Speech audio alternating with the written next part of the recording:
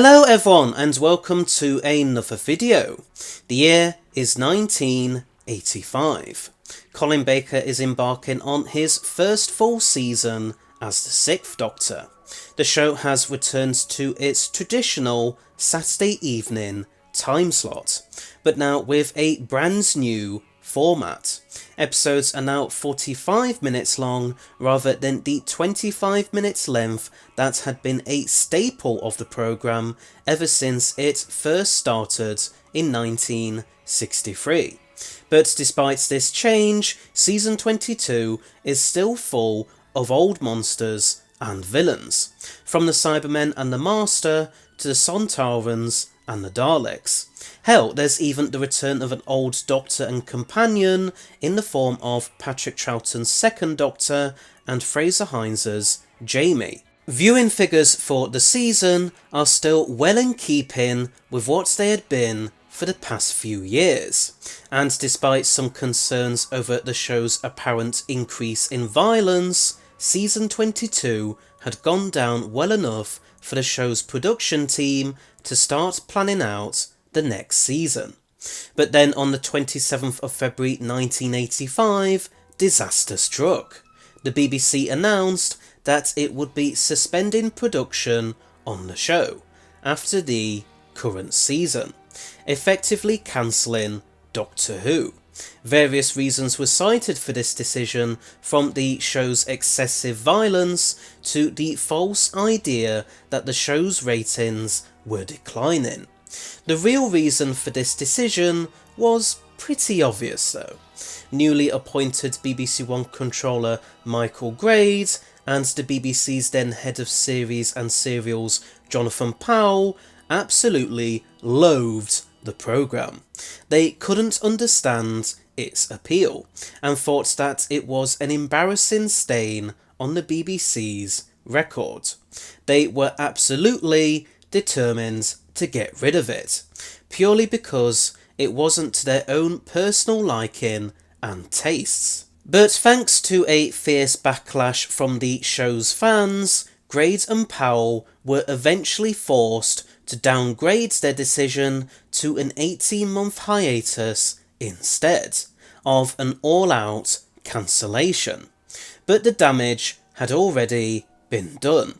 The following season would see the show struggling a lot more in the ratings, going from a high of 6 to 8 million for season 22 to a low of 3 to 5 million for season 23, aka the Trial of a Time Lord season, and things wouldn't get much better during the following Sylvester McCoy era, with the show eventually being cancelled in 1989.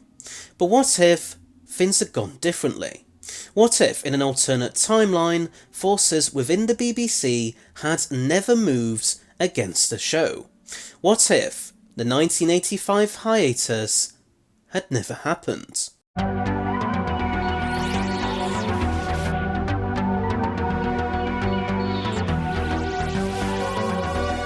Now, the only real way that this scenario could have worked is if Michael Grade and Jonathan Powell had never tried to cancel the show in 1985.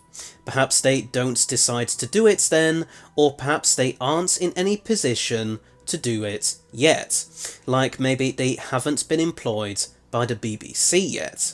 But if there was no hiatus in 1985, what would that mean for the show itself? Well, we actually have a really good idea of what would have happened, and that is that the lost season 23 would have been made. The lost season 23 is basically the original version of that season. It was intended to follow the 13 45 minutes long episode format that season 22 had introduced. It is pretty well known among fans, but I'll go through each of the stories anyway. So to start the season off, we would have had number 1, The Nightmare Fair by Graham Williams. Synopsis: Vacationing at Blackpool Pleasure Beach, the Doctor and Perry meet a young man named Kevin, whose brother has vanished, and learn of a spate of recent disappearances from the funfair. Investigating, they discover that the culprit is the Doctor's old foe, the Toymaker, who is studying humans to help him design a deadly video game. This video game, which is about to be distributed around the world, sees the player battle deadly monsters, which can come to life and exit the game. The Doctor agrees to playtest the video game, while Perry and Kevin work with the Toymaker's menagerie of alien prisoners to construct a device which will distract the Toymaker at a critical moment, freeing the Doctor.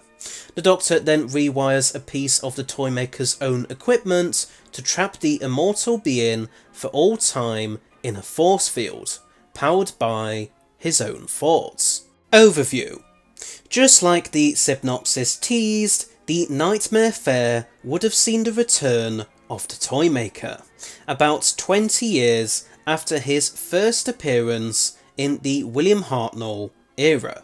Michael Gough would reprise the role, with the Toymaker once again up to his usual tricks, although this time he would obviously turn to the world of video games.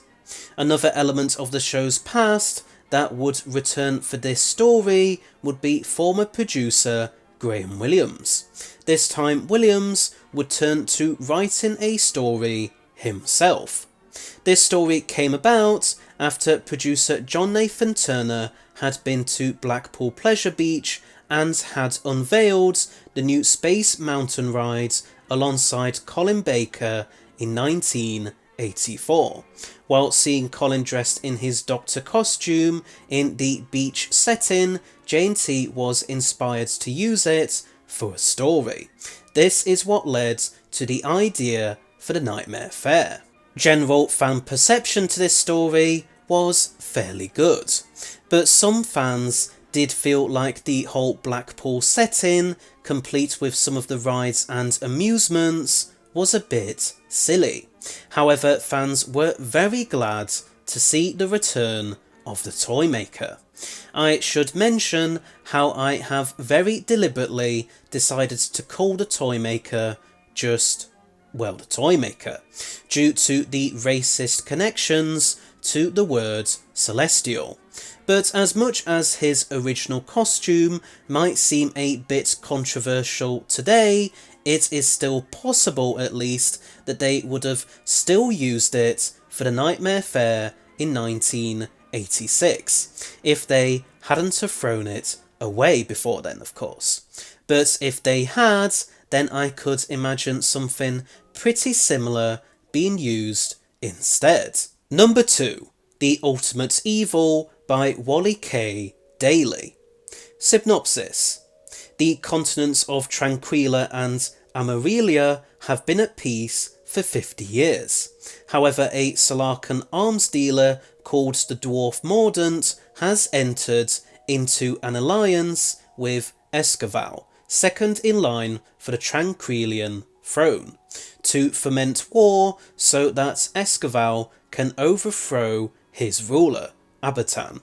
The Dwarf Mordant is blanketing the planet with rays that induce fits of rage.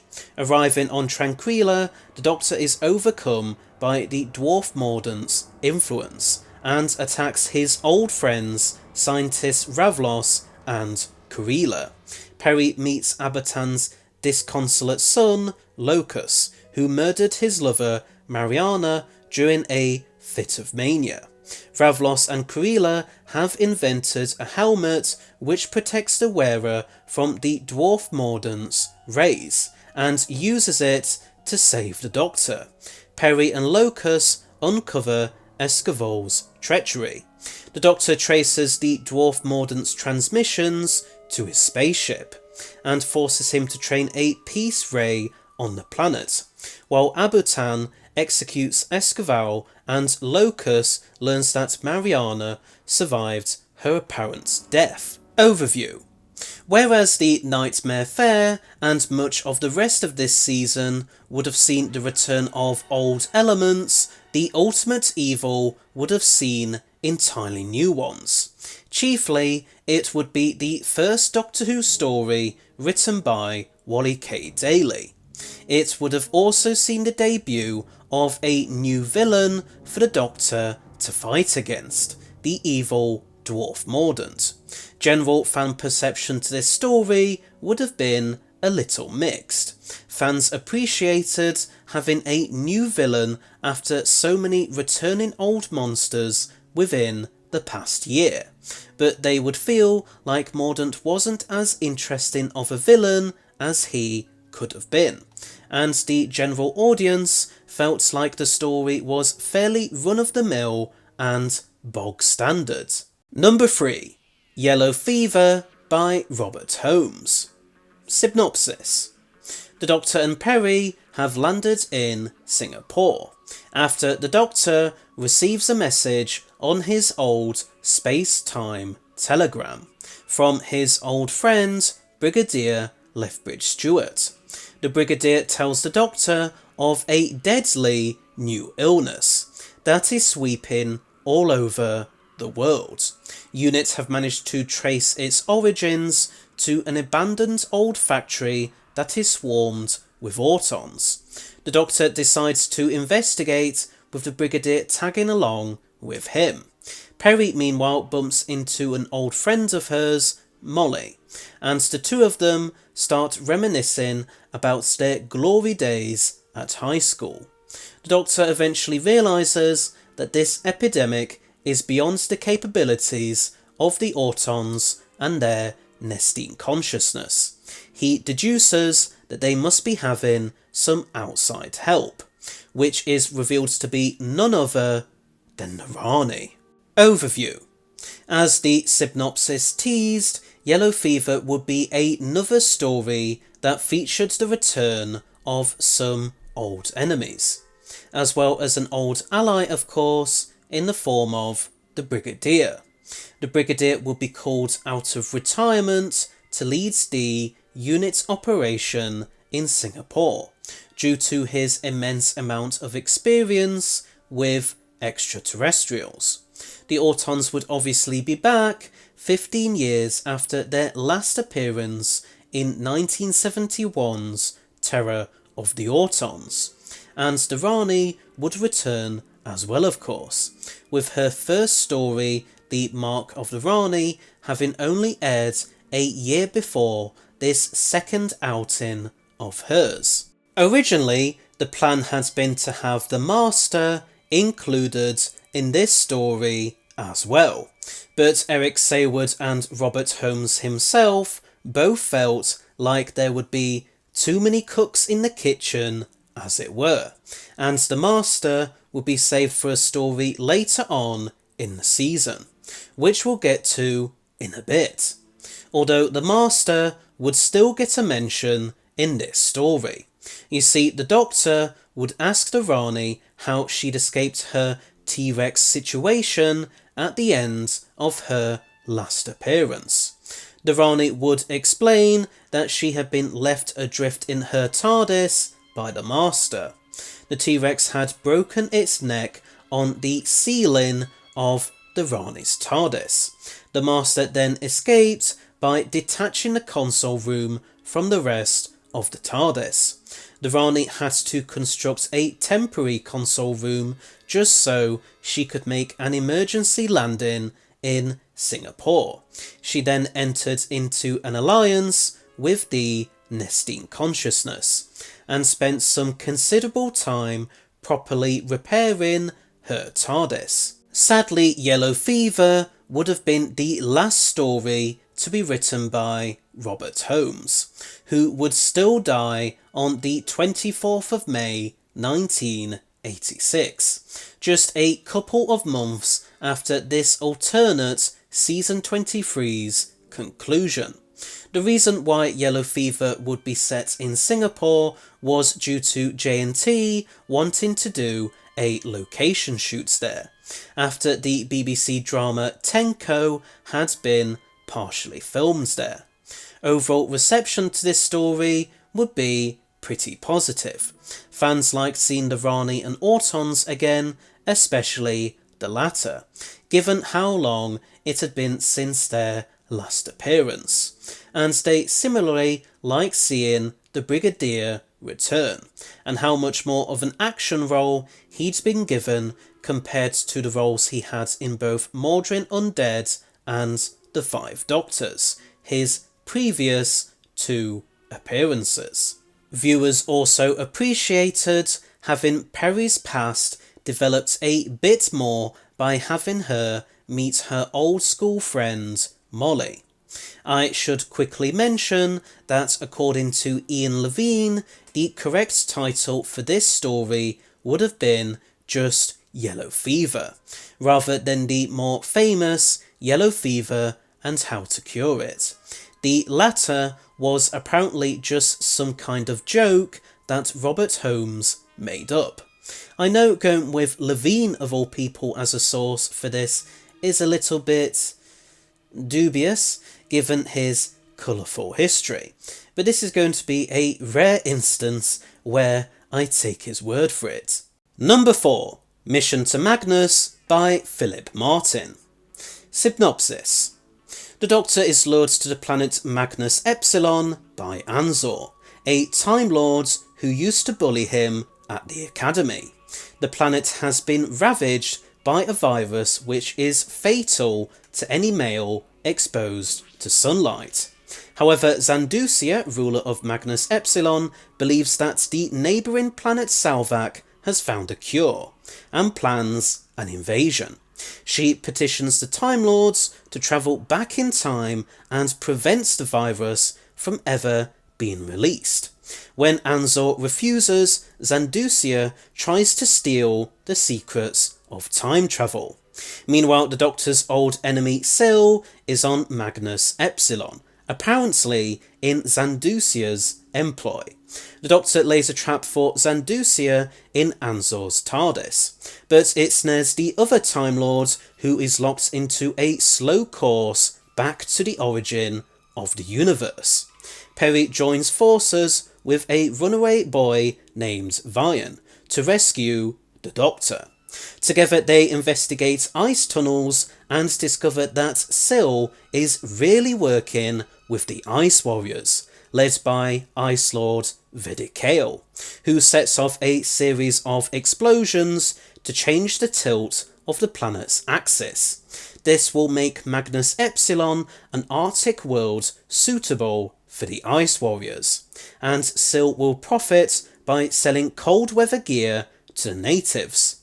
However, when the Ice Warriors decide to eliminate Syl, now that his usefulness is at an end, he reveals the existence of backup explosives. The Doctor sets these off, restoring Magnus Epsilon's orientation. The Ice Warriors are killed by the return of the heat, and the Salvacans arrive to help rebuild the planet. Overview. Another story that would have featured the return of old villains, Mission to Magnus would have obviously seen the return of both Syl and the Ice Warriors, with the latter having not appeared in the show since 1974's The Monster of Peladon, 12 years prior. Syl, meanwhile, had only made his first appearance in the previous season, just like the Rani. Fans were still very happy to see him again though. I should mention that this story would have been pretty sexist when compared to modern standards. The planet Magnus is ruled by women, with the men dying from a strange virus when they come of age.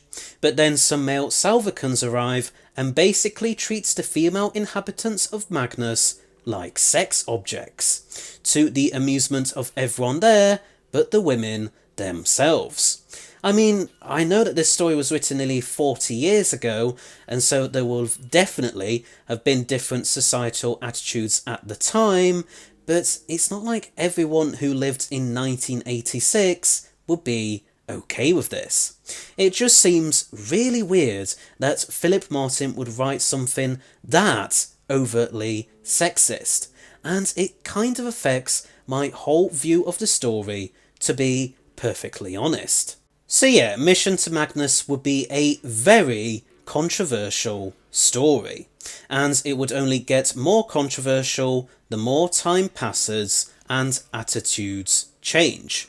It's a real shame, as if it wasn't for this, then the story could possibly be somewhat salvageable. I know I could have had Mission to Magnus come before Yellow Fever. Indeed, that is the layout I've always been led to believe was the case. But it turns out, according to most sources, that is actually wrong. They were planning on producing Yellow Fever first, so it would make sense for it to be broadcast first as well. I know production order can sometimes be different to broadcast order, such as with the Mark of the Rani and the Two Doctors being swapped around for broadcast. But unless there's a really good reason for why they'd broadcast Fever and Mission in a different order to how they were produced, then I'm just going to go with the production order. Although if you don't like it, then you could always have them the other way around. It doesn't really make too much difference either way, to be perfectly honest. Number 5. The Hollows of Time by Christopher H. Bidmead. Synopsis. The Doctor and Perry have been on holiday, visiting old friend Reverend Foxwell in the sleepy English village of Hollowdean. But why are their memories so hazy? Piecing together events, they recall a mysterious chauffeur who is not what he seems, and Foxwell's experiments that could alter the nature of reality. Huge sand creatures have been sighted on the dunes, and many of the locals are devoted to a leader known as Professor Stream. But who is Stream, and what lies within the Hollows of Time? The Doctor will discover that not every question has a definitive answer. Overview. Okay, so I feel like I'm starting to repeat myself an awful lot here. But the Hollows of Time would be another story that would see the return of many past elements. Former script editor Christopher H. Bidmead would return to write this story, which would also see the return of the Tractators from his last story, Frontios, for season 21. Joining the Tractators would be another even older enemy of the Doctor's, the Master. Yes, that's right, Anthony Ainley would once again return to the part. As I stated earlier, the Master was originally going to appear in Yellow Fever, but after Eric Saywood and Robert Holmes decided to leave him out of that story, Saywood suggested to Bidmead that he could include the Master in his story instead. The Master would spend some time disguised as Professor Stream before eventually revealing himself to the Doctor and Perry at the end of episode 1. But it wouldn't just be old elements in this story. There would also be a brand new one in the form of a new companion, namely a certain Melanie Bush, played by Bonnie Lamford. I know some of you might think this is a bit too early to introduce Mel, but let me explain my reasoning here.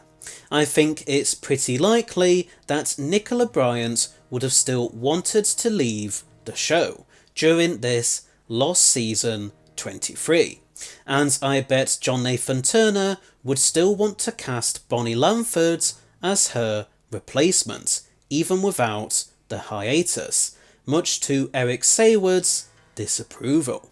And I think it would be great to have a kind of overlap companion-wise, where both Perry and Mel are the companions for a story or two. This did happen before in JNT's era after all, with both Adric and Turlough respectively. Adric was introduced 2 stories before Romana and K9 left, whilst Turlo was introduced 1 story before Nyssa left, so it's not beyond the realms of possibility. With the Master and Tractators defeated at the end of this story, I could imagine Mel asking if she could come and travel in the TARDIS alongside the Doctor and Perry, and they would obviously accept. Overall reception to this story would be fairly decent, although even some of the most continuity loving fans were starting to think that the show was relying too much on bringing back old monsters and villains, and even relying too much on old writers to some extent. Number 6. The Children of January by Michael Feeney Callan. Synopsis. The Doctor, Perry and Mel lands on prehistoric Earth. A group of human scientists have travelled from the future to observe their distant ancestors, but their leader Corey has other ideas. He wants to conduct genetic experiments on the primitive Homo sapiens so that they'll become the perfect killing machines to fight against a race of insectoid-looking aliens called the Zedros, who have also arrived to study the early humans as research to help them wipe mankind out.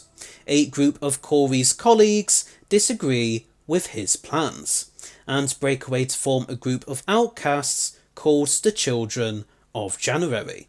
They ask the Doctor for help, which he accepts. But this isn't just going to be another run-of-the-mill adventure for the TARDIS crew. The Doctor will be given a very difficult choice, and only one of his companions will make it out alive. Overview. Just like the Ultimate Evil, the Children of January will be the only other story this season to not feature any past villains. Instead, the main villain would of course be Corey, but also the Zedros to some extent. There would be a battle between them and Corey's followers towards the end, before a major twist is revealed. It would be revealed that the Zedros were actually the result of Corey's experiments. This meant that Corey had basically created the enemy that he had tried to eradicate in the first place, which would be very timey-wimey. Corey would refuse to believe this, no matter how much the Doctor, who uncovered the truth, tried to tell him. He'd fire his gun at the Doctor for trying to, in Corey's words, mislead and trick him, but Perry would rush over and take the shot for the Doctor, before dying in his arms. The Doctor would be too heartbroken to cope in that moment, with Mel being the one who convinces everyone to put down their weapons. Corey's followers turn on him and say that he shouldn't have taken a life. His second in command, Max, takes charge and orders the others to take him away, before making a deal with the Zedros leader, Zruk, to try and put aside their differences. They both promise to leave the early humans alone, and to go back home to the future. The Doctor and Mel make their way back to the TARDIS, with the Doctor being too upset to say goodbye to anyone, leaving Mel to do so. Max asks Mel to tell the Doctor that they will never forget Perry, and that they will always remember what she, Mel and the Doctor did to end the chaos and bring peace. There would then be a quiet moment in the TARDIS for the Doctor and Mel, and that's where the story and season as a whole would end. Perry's pretty dramatic send-off was done after Nicola Bryant had asked for such a departure. She didn't want Perry to just leave the Doctor for someone else. She wanted something that would be truly emotional and tragic. and she would definitely get her wish. Viewers would be pretty shocked by Perry's death, but they found the rest of the story to be a little bit confusing, something which writer Michael Feeney Callan would later acknowledge. Even though there is a synopsis for this story on Callan's Wikipedia page, I thought it would be better if I created my own and added in my own story details, as there was no citation given and the whole thing was written in a fairly amateurish sort of way. I should mention that in our timeline, all but 2 of these stories would later be adapted into Big Finish audios. The only exceptions would be Yellow Fever and the Children of January. The Nightmare Fair, The Ultimate Evil and Mission to Magnus were also novelised as Target books in the late 1980s. And a quick note to say that all of these stories, apart from Yellow Fever, would have been made up of 2 45-minute long episodes. Yellow Fever would serve as the only 3-parter of the season, just like the 2 Doctors had done for season 22. So that's the Lost Season 23. But what would happen afterwards? Would the show continue as normal, or would there still be a hiatus, just a little bit later on than in our timeline? Well, personally, I think the latter is the most likely. Even if there hadn't have been a hiatus in 1985, I still think it would be inevitable that the likes of Michael Grades and Jonathan Powell would try to get rid of the show. Perhaps there's a hiatus in 1986, once this Lost Season 23 has finished airing. If that's the case, then I could imagine things still turning out pretty similar to how they did in our timeline, with maybe a few exceptions which I'll mention now. You see, I think the Trial of a Time Lord would still have been made, and have become the alternate Season 24. The show's production team would have still been inspired to have the Doctor on trial in the show, due to the feeling that the show was on trial in real life for its very survival. But there would have to be a few changes to this alternate trial. Robert Holmes would have still died in 1986, as I said earlier, so this would have meant that he wouldn't be able to write the Mysterious Planet. So this alternate trial would have to start off with a very different first story. I'm going to have the unmade Pinacotekia story take the place of the Mysterious Planet. I know that in our timeline, Eric Saywood found Pinacotekia, aka The Last Adventure, to be too boring, but will say that he works more with writer Christopher H. Bidmead to make it more exciting in his eyes. And yes, Pinacotekia was originally submitted to be the 3rd story of the Trial of a Time Lord season, but for this alternate timeline, it will obviously become the 1st instead. There isn't many other alternatives I could have gone with otherwise, so we may as well start this alternate trial off with it. We'd still have the same opening to the trial arc, with the TARDIS getting dragged to the space station. During both the courtroom and Matrix projected scenes, the Doctor would still be in a state of mourning. He would have switched to wearing his blue-coated costume as a sign of his mourning, due to him remembering that blue was the official mourning colour on the planet Necros. Due to Robert Holmes's passing, the Valeyard might not exist as we know him.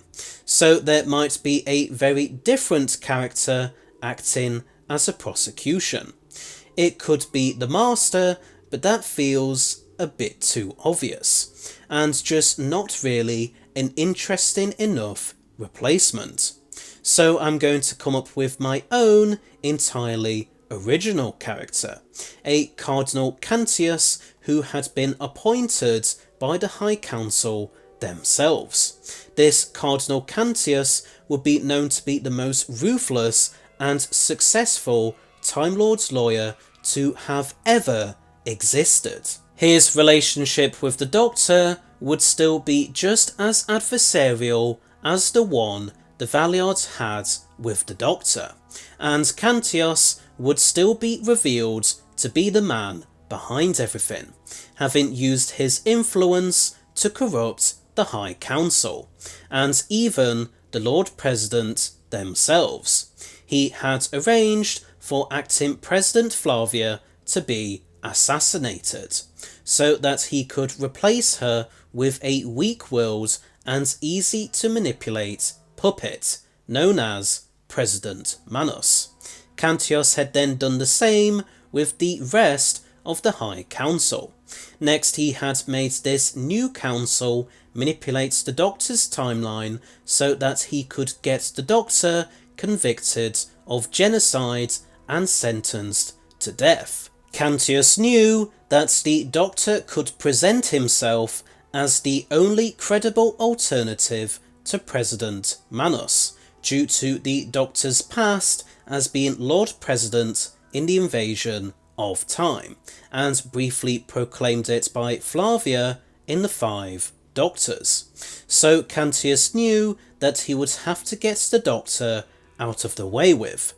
This could tie in very well with what Ian Levine said Robert Holmes had planned for the unmade story called Gallifrey.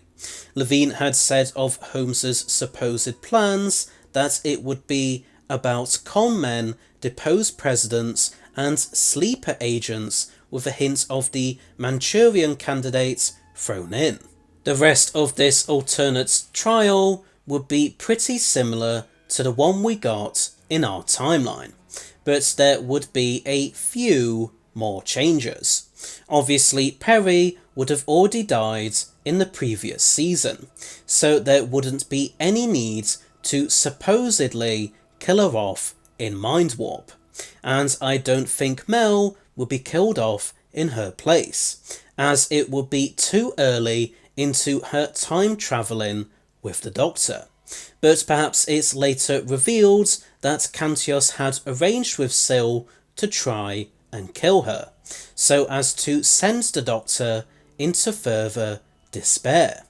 But yeah, no companion death in this alternate Mind Warp, but all the other guest characters could be killed off, so that Cantius could still accuse the Doctor of letting things get out of hand. Terror of the Vervoids would still be the third part of this alternate trial, and it would be more obvious that it took place in the Doctor's personal future, as the Doctor seen in the Matrix projected scenes would be much more at peace with Perry's death, although he'd still be sad about it, obviously.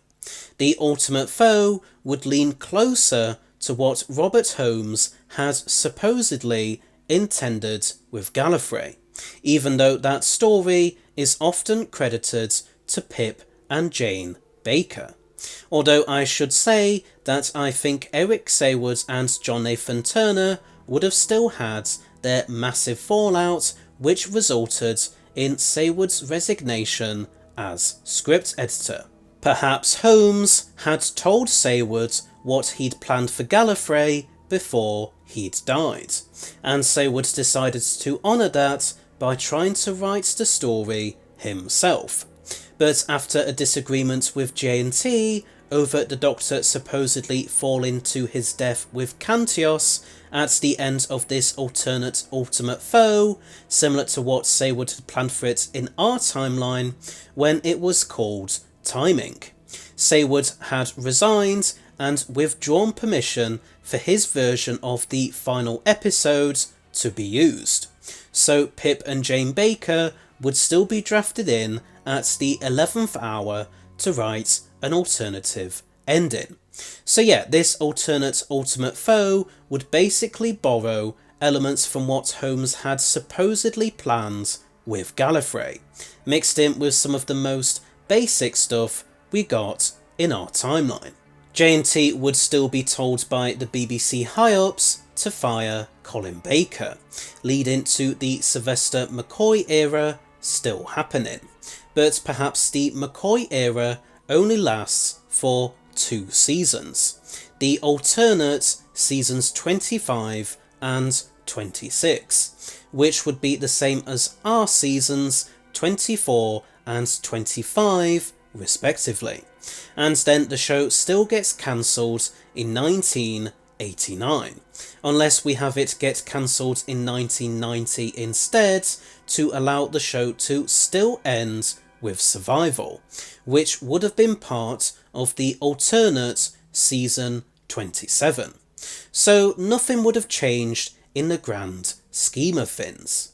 But was about if the show had never been under threat of any hiatuses or cancellations. What would have happened then? Well, if that was the case, then I could imagine Colin Baker getting to stay on as long as he wanted to. He wanted to beat Tom Baker's record of 7 years, and he could very well have done so if his tenure hadn't have been so unceremoniously and prematurely ended. He was apparently planning on staying on for 10 years. So if that were to happen, here's how I could imagine it going in terms of stories. Season 23, 1986. 143, The Nightmare Fair by Graham Williams, 2 45-minute episodes. 144, The Ultimate Evil by Wally K. Daly, 2 45-minute episodes. 145, Yellow Fever by Robert Holmes, 3 45-minute episodes. 146, Mission to Magnus by Philip Martin, 2 45-minute episodes. 147, The Hollows of Time by Christopher H. Bidmead, 2 45-minute episodes. 148, The Children of January by Michael Feeney Callan, 2 45-minute episodes. Season 24, 1987. 149, Strange Matter by Pip and Jane Baker, 2 45-minute episodes. This would be basically the same as Time and Nirvana, but with no regeneration, obviously. 150, Paradise Towers by Stephen Wyatt, 2 45-minute episodes. 151, Dark Labyrinth by David Banks, 3 45-minute episodes. 152, Delta and the Bannerman by Malcolm Cole, 2 45-minute episodes. 153, Gallifrey by Pip and Jane Baker, 2 45-minute episodes. Since Robert Holmes would have died a year before this, Pip and Jane Baker would again do their own thing with this story, but still keeping the corruption themes. Perhaps this could be where Cardinal Cantios comes in to the picture in this alternate timeline, due to there being no trial of a Time Lord. 154, Dragonfire by Ian Briggs, 2 45-minute episodes. Ace still gets introduced and Mel still leaves with Sabalon Glitz. Season 25, 1988. 155, The Juggernauts by Scott Allen Woodard, 2 45-minute episodes. I've gone with this instead of Remembrance at the suggestion of Nanny Nom Noms, since it bridges the gap between Revelation and Remembrance as far as I know, but we'll get to Remembrance in a bit. 156, The Happiness Patrol by Graham Curry, 2 45-minute episodes.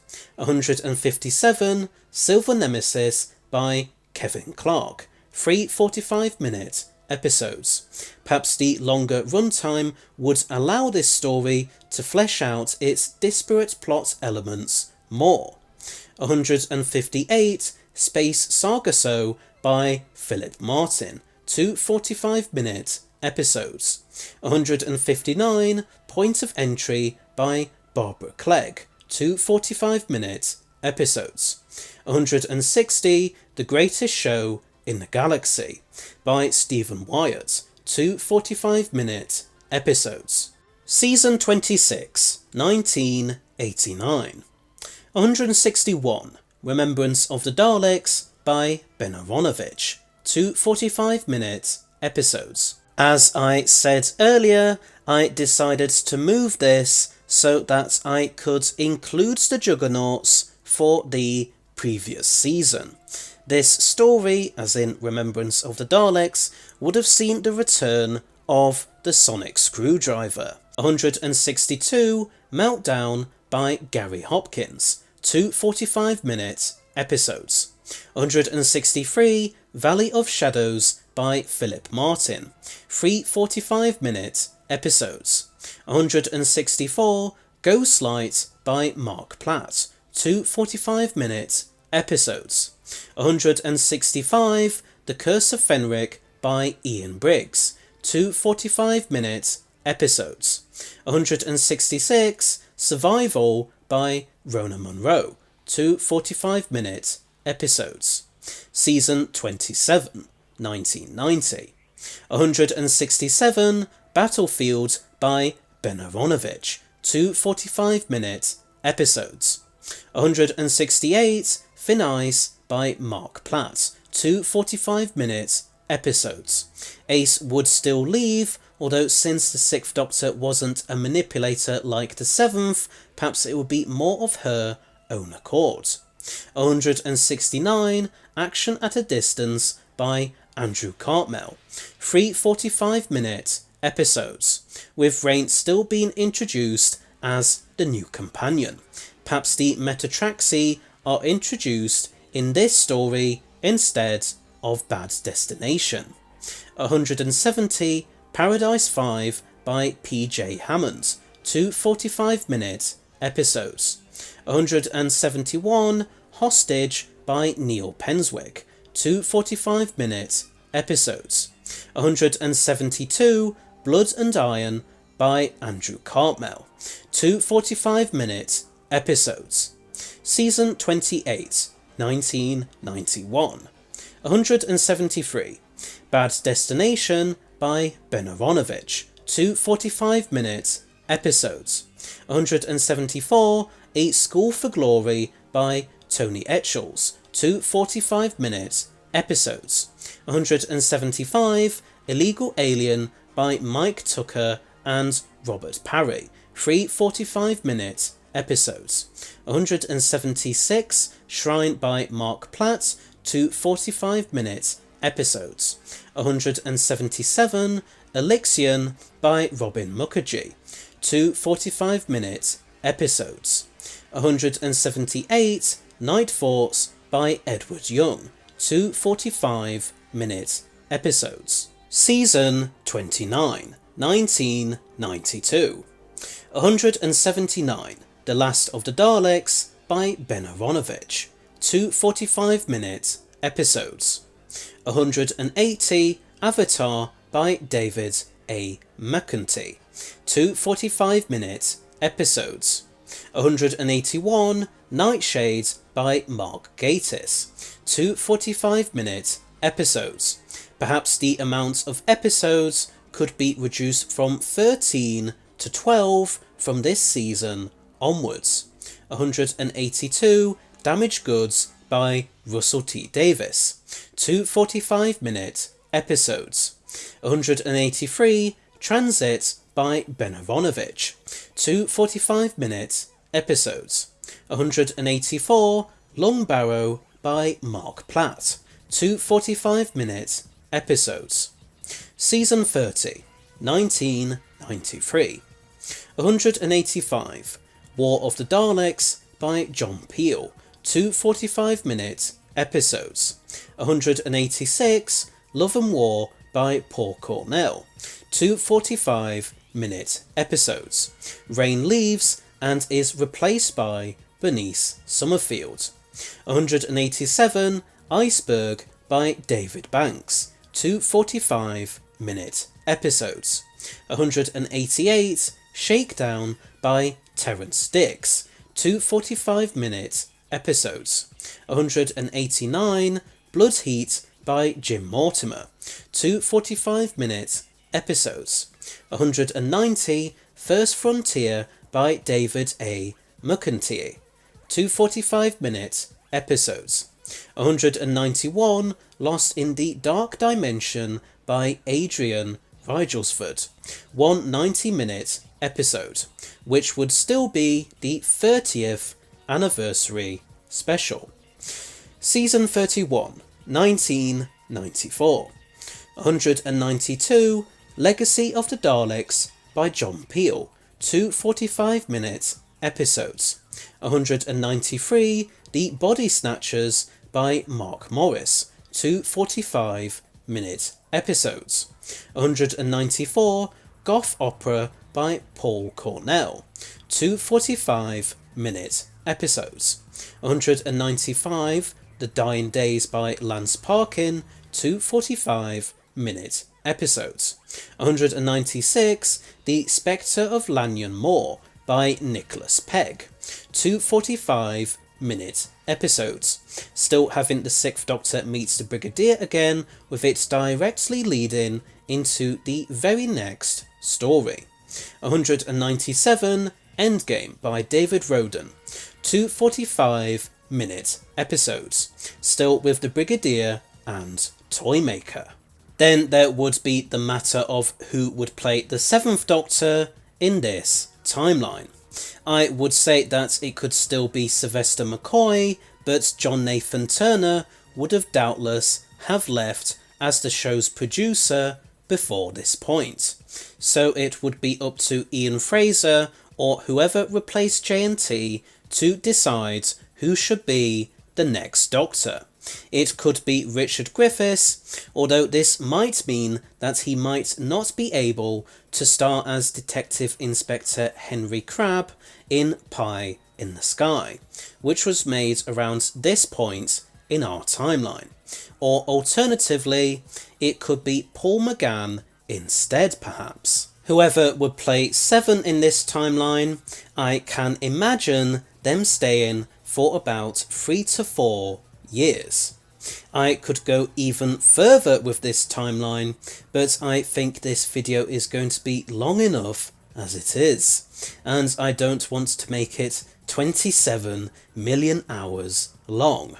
And it's a similar reason for why I didn't go into any detail about the synopsises for most of this timeline's stories, and I didn't feel the need to discuss any synopsises for the other scenarios alternate trial of a Time Lord, since it would still be pretty close to what we got in our own timeline. But anyway, I think it's fair to say that regardless of which of the two scenarios we talk about, the attempt to try and cancel the show in 1985 by Michael Graves and Jonathan Powell had a massive impact on the show's direction and overall history.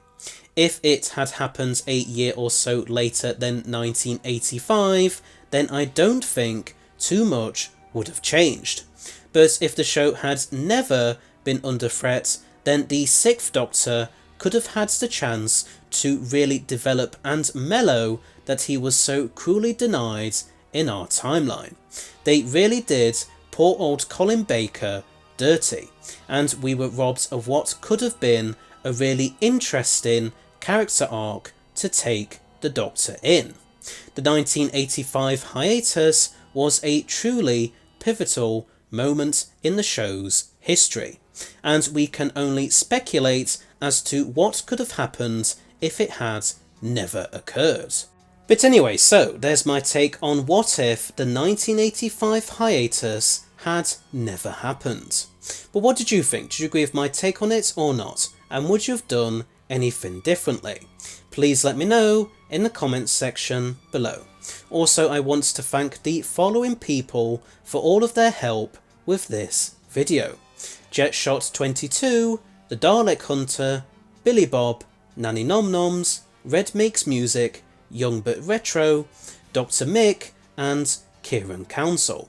Anyway, so thanks for watching, I hope you all enjoyed it. Please don't forget to press that subscribe button below, as well as press the bell icon at the side of it, so that you'll stay notified of when all my new videos come out.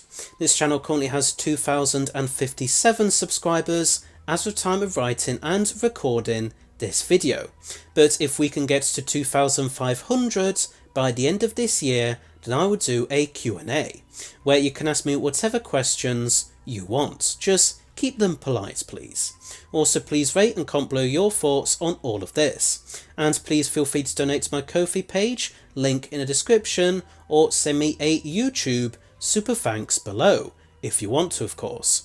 And you can now join a What If Discord server to talk about anything from your own suggestions as to what scenarios you want me to do, to anything else that's Doctor Who related. You'll find a link to it in a pinned comment below, and I shall see you all in another video. So until next time, bye bye!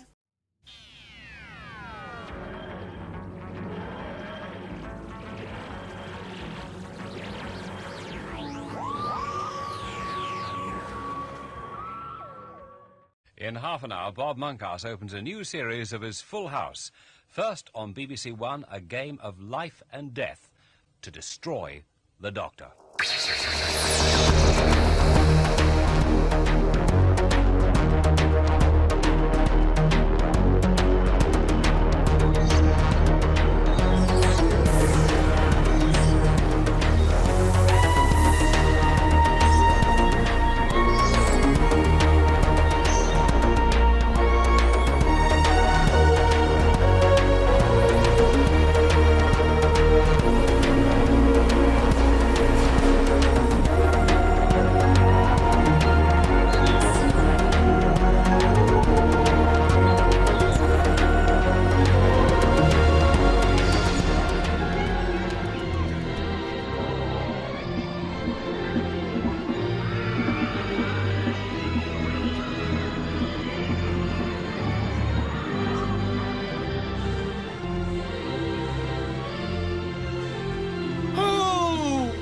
A view.